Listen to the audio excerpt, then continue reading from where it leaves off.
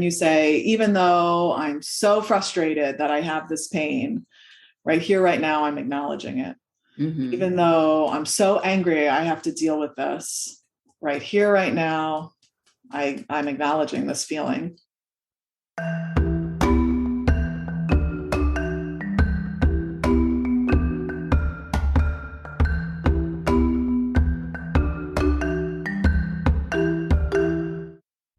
Hello and welcome to Self Talk. I'm Rachel Astarte. Lauren Fonvielle is an integrative energy practitioner who helps her clients break through obstacles, physical, mental, or emotional, that are keeping them stuck and holding them back from living purposeful and joyful lives.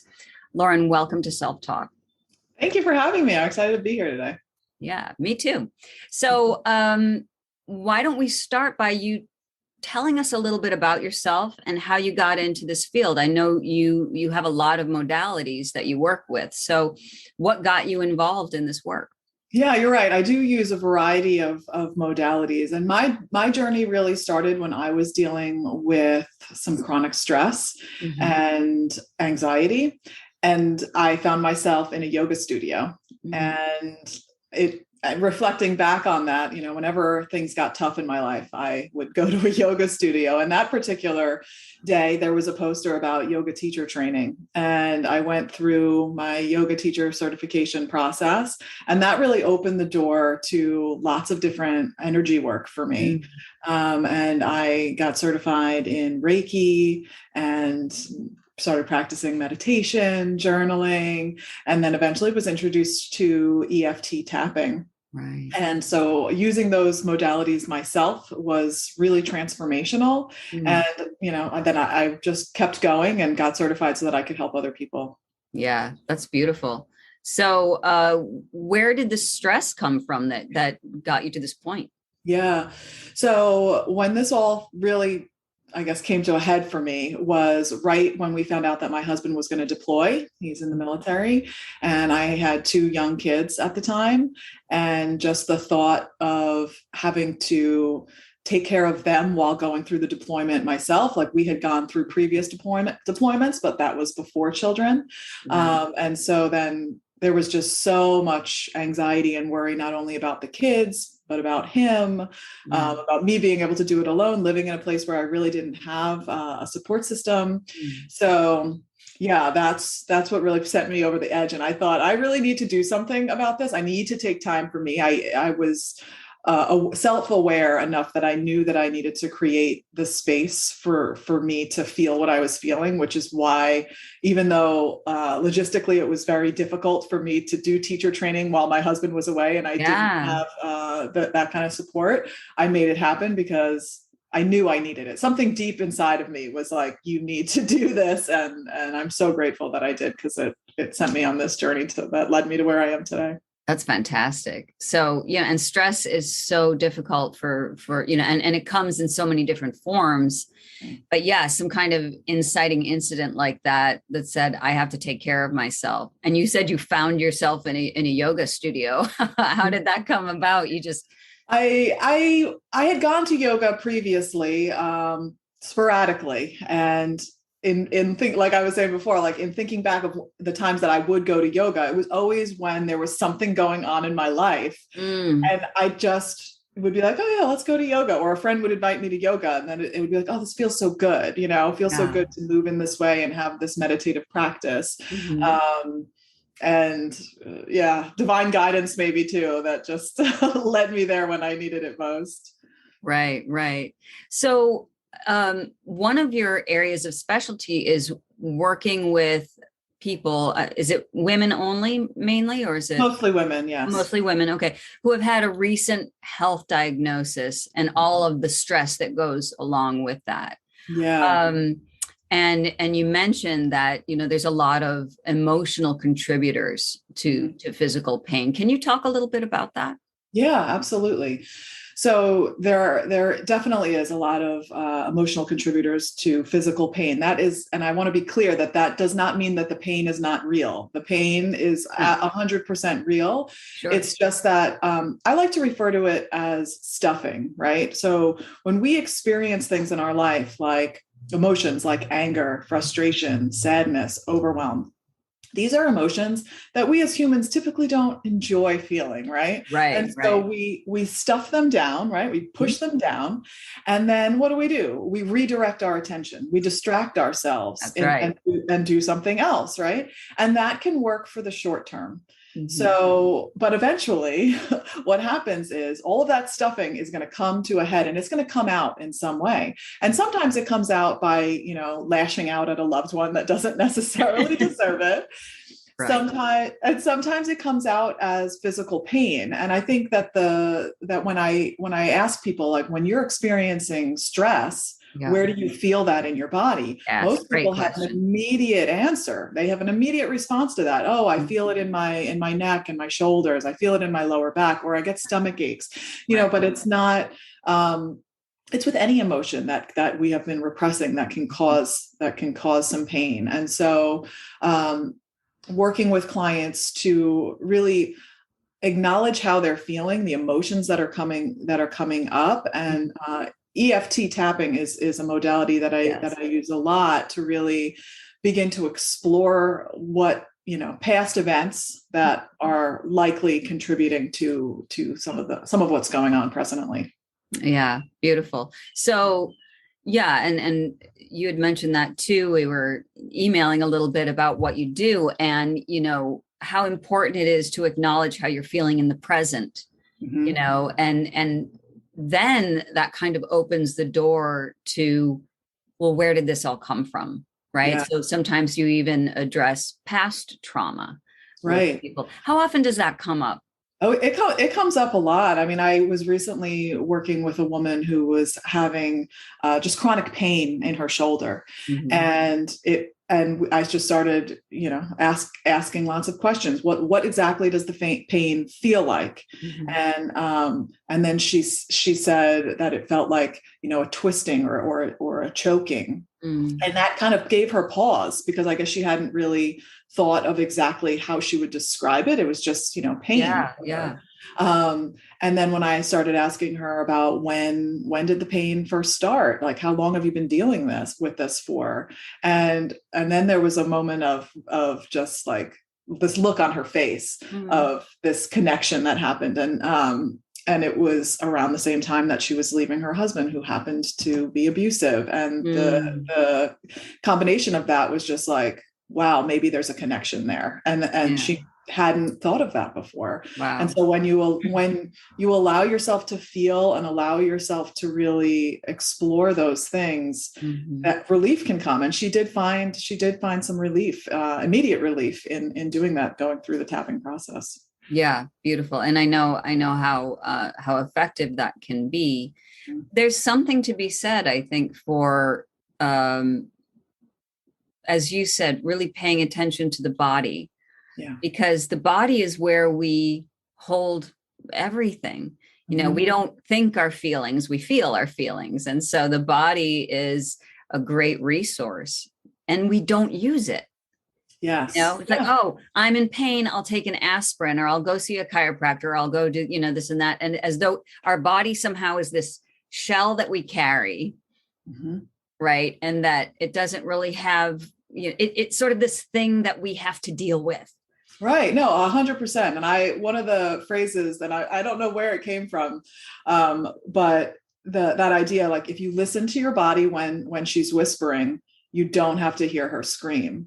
Right. And it's true, because the more, even with like a nagging pain, right? If you Right. just like, keep press through it and keep going, it's most likely not just going to go away. Right. Even though we want it to, Right. it's not how it works. Maybe you need some rest. So yeah, learning how to really tune in and listen to what your body is telling you, asking your body what she needs, Mhm. um, and giving yourself the opportunity to really feel your emotions. Because another thing I always say is, you got to feel it to heal it. That's right. Absolutely right. Yeah. And it's important too, as you just gave the case with your client who had never really considered where this shoulder pain was coming from until you sat down and talked with her. So we Mhm. don't take that time Right. really to say, well, wait a minute, let me sit down and really figure out, why does my back hurt? And when did it start? and what was going on in my life. Mm-hmm. And what does this pain remind me of? So that's one thing. So there's like the diagnostic part of it. But then there's also the healing aspect that you're talking about as well, which is working with your body, right? Yes. So you're not, it's not just this thing that needs a Band-Aid put on it or medicine of some sort, but something that if we actually are working in conjunction with our body, mind, and spirit, all that is connected, then we're having a conversation among the three, you know? Yes. One of my mentors gives this example of a table, and they say that you're presenting issue. So the physical pain you're experiencing is like the tabletop, Mm-hmm. and the legs of the table are, contributing factors to that. They could be a variety of different events that have happened in your past. And when you allow yourself to acknowledge that and tap on those different aspects, you do that enough on one leg that leg will fall out, and then you move to the next one and it'll fall out, and eventually that tabletop will come crashing down. Wow. And I think that's, explains exactly what you said. It's really working in that realm of mind, body, and spirit all together. Yeah, it's essential, when those are our three biggest support systems, and we all have them. So, great to use them. So let's talk a little bit about EFT. So for those who don't know, how does it work? So EFT stands for the Emotional Freedom Technique, and we also call it tapping. And it's a process of gently tapping on certain points of the body. And when I describe it, I like to compare it to acupuncture, just because most people are more familiar with acupuncture. Mm-hmm. So if you go to an acupuncturist, they're going to take those little needles and put them in on certain points of your body. Right. And the points that they put them in at are the end points of the meridians. Mm-hmm. And with tapping, we're using acupressure and applying gentle pressure to some of those points. And what is happening, what I love so much about tapping is that there is science behind it. There's studies that back it up.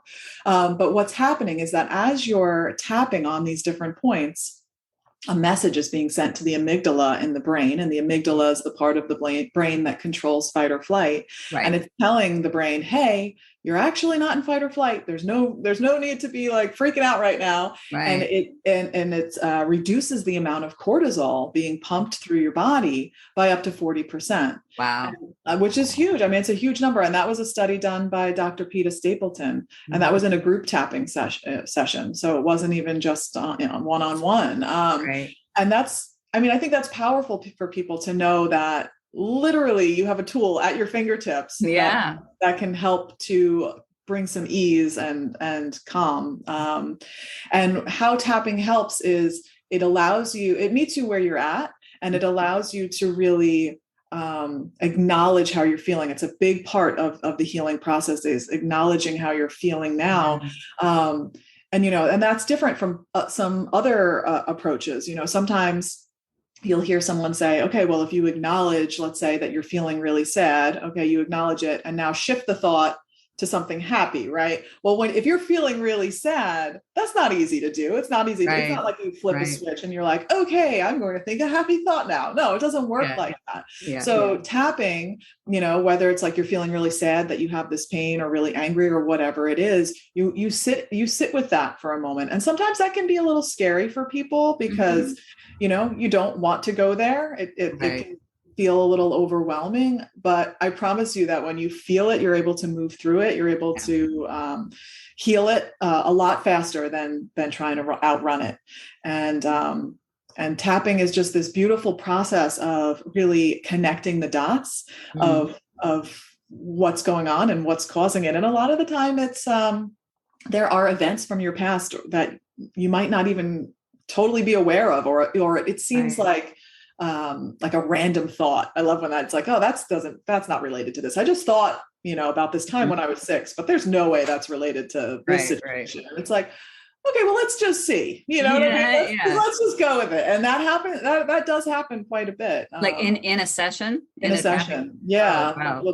We'll be tapping on, maybe the physical pain of something. And then there'll be a memory maybe that pops up of something that happened when they were in first grade or something. And Yeah. you know, and that happened to me. That was my personal, that was part of what happened to me when I first was introduced to tapping. And I was dealing with, as I mentioned, some chronic stress. And when I have chronic stress, I have my TMJ flares up really bad. Yes. Yeah. Um, and when I was first introduced to this, you know, I thought it was crazy, this whole idea of tapping on yourself to physically feel better. But at that point I was like, I don't have anything to lose. I'm going to give it a try. Right. You know? Sure. And when I did, it really was that process of connecting the dots. And I moved through from, you know, feeling frustrated that I was dealing with it, angry at the dentist because this all was triggered when I got my wisdom teeth out. And then it led to feeling betrayed by the dentist. And that's where things shifted for me. I had a thought of when I was betrayed years ago in a completely, you know, what I felt like was an unrelated situation. And when I shared that with the practitioner that I was working with, she's like, okay, we're going to tap on it anyway. And then that ultimately led me to feeling really sad about losing that friendship from that betrayal. Wow. And when I checked back in with the pain at the end of the session, I had started, when you do EFT, you check in and you give yourself a number on a scale of 1 to 10 of how intense it is. And I was about an 8 at the start of the session. And by the end of the session, I was at a 2. And so that's how I knew, like, okay, there's something here. I don't understand it. At that point, I didn't understand what was happening, but I realized that something was definitely happening and that I had been storing this anger and frustration in my jaw. Yeah. That's amazing. Yeah. And that happens for so many of us too. It's like back, jaw, shoulders, you know. So how does it work if you're tapping on, let's say, the pain of TMJ, right? Pain in your jaw. And then you get to a certain point, wherever it is, and you have a memory come up, as you said. So does the session then shift to that memory, or do you do a separate? Yeah, it shifts. So I'm always encouraging my clients to share with me what they're feeling in the moment, what's coming up, any thought, even if they feel like it's insignificant. And then we use that as an opportunity to explore that and see where that goes. And you know, and there's always a way to, it's always amazing to me, like how it really is like such a journey, and it's never linear, right? It's just such a winding path of each session. But yeah, you just explore those thoughts that come up, and you see if those thoughts lead to other thoughts or other memories, or other feelings in your body. And it's always checking back in with your body and what you're noticing.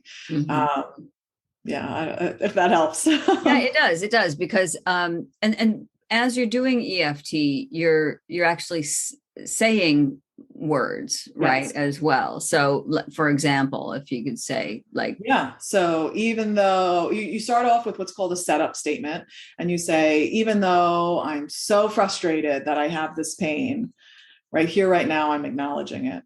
Even though I'm so angry I have to deal with this right here, right now, I'm acknowledging this feeling. Or you could say, even though I'm so angry that I have this pain in my jaw, I love and accept myself anyway. And then you can just tap on each point saying, I'm so angry. I'm so angry. And then you tap on it until the anger, you know, comes down a bit.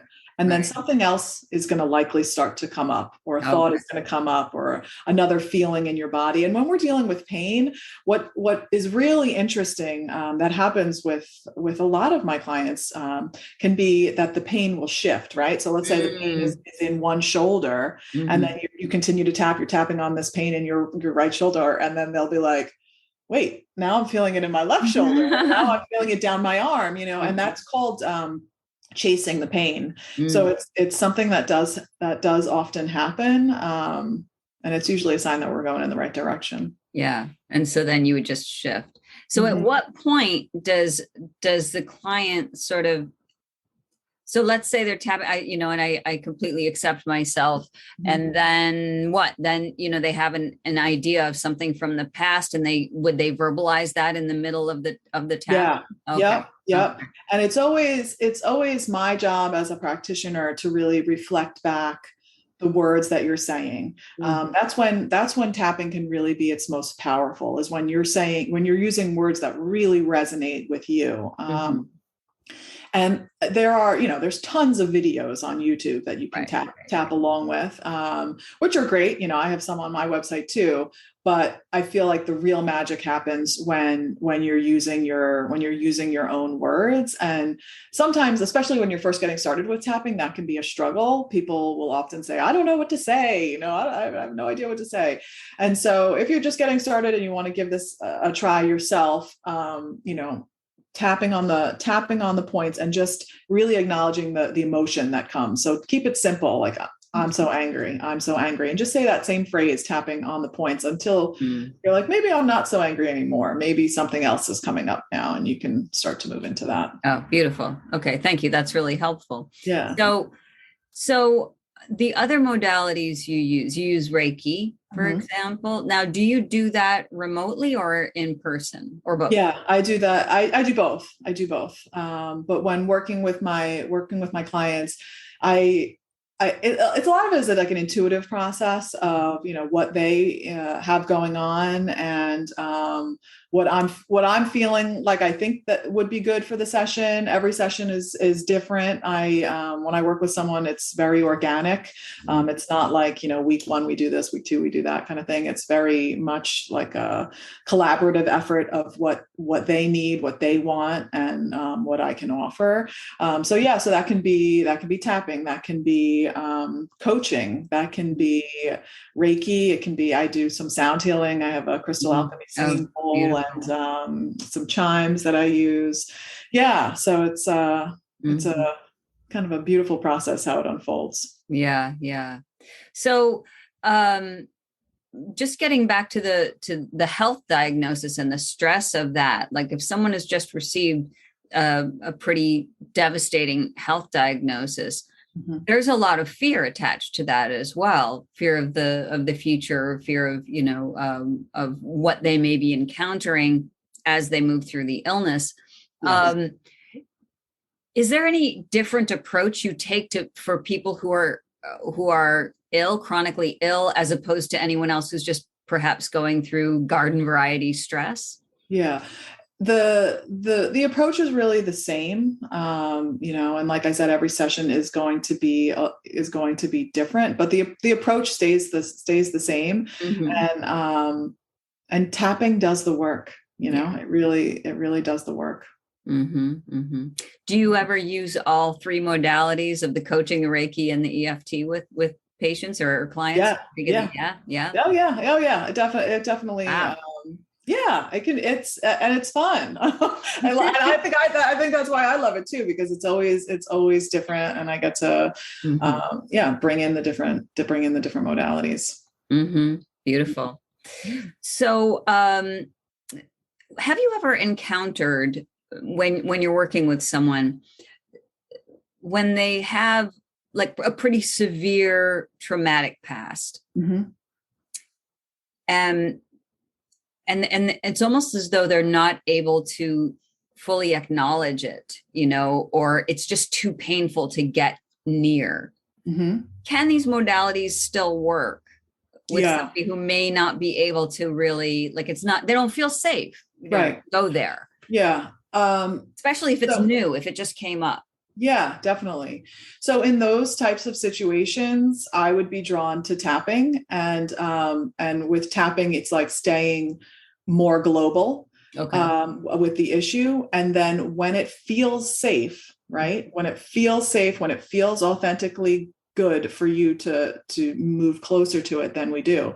And sometimes that can take a while. Sometimes, there are multiple sessions where you're staying on the global issues before you get more specific. And that's really how that specific modality works, is you start global and then you get more specific. Same thing with, like, you start with the negative, right? With the reality of how you're feeling, and then slowly move towards the positive feeling when you're ready. But when you're dealing with a chronic illness diagnosis, you're not going to be ready to go towards the positive, Right. right away. That's not, that's just not how that works. So it's allowing yourself, there is real healing power in allowing yourself to feel what's coming up. And I think, and I think a lot of the time, particularly when you're dealing with chronic illness, or if you're a mom and you're worried about your kids, and you're thinking these thoughts, right? You're thinking these thoughts about your situation over and over and over, and you're ruminating on them. And something can shift in just saying it out loud when you've been playing it over and over in your head, and then you allow yourself to like say it out loud.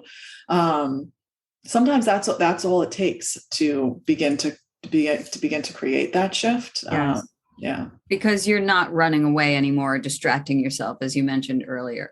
Yeah. And it can be scary at first, but you're absolutely right. If the only way to work through it is to be inside of it and face it, because really, there's nothing to be afraid of. This is our life. And so, we are meant to be whole beings, no matter what we're going through. Yeah. So how many sessions would you say would a person need or want to have for a particular, I know it's probably a very general question, but I mean, so are you doing tapping the rest of your life? Are you doing tapping only as needed, or, is it one and done? How does it work usually? I like to think of these different modalities as tools to keep in your toolbox. And I think that the more you practice them, the easier they are to use when you are in that state of, chronic stress or overwhelm. Because if you leave it just for those times where you're feeling stressed, it's harder. It's harder. Right. So it's always something that, like, incorporating it into your self-care routine. And even if that's just like, I'll tell people the best way, specifically with tapping, is like to attach it to something else that you already got going on. So a habit that you already have. So even if it's like, you take a minute or two in the shower when you're taking a shower every day, and you're just like, I'm just going to tap. Just tapping and breathing is going to have that same impact of helping to calm you down. Okay, and that's good to know. Yeah, that you can use when you are feeling overwhelmed. As far as the number of sessions, typically I would say at least 8. I like to work in chunks of like 8 sessions with someone, just because of that. The nature of starting globally and getting more specific. Right. I found that's around there is usually the sweet spot. But yeah, it can vary for. And then they have the tools they can use as well. Right. Yeah. That's always my intention with my clients is to empower them to really be able to use these tools on their own, because I believe that we all have the answers within. We have our own medicine within. We just need to figure out what that is and what that looks like for us. And I like to think of myself as a guide for them as they're on this self-healing journey. Beautiful. So beautiful segue to the next question, which is, how can people reach you? Yeah. So if you are interested in learning more about this or more about this work, I do offer free consultations, and that they can find me and set up a time on talkwithlauren.com. Okay. And then my website is mindshiftwithlauren.com. Okay. So yeah, you can find me there. Great. And I will have all of these links in the show notes for people to use them as they will. Lauren, thank you so much for being on Self Talk today. Thank you. This was so much fun. Thank you, Rachel.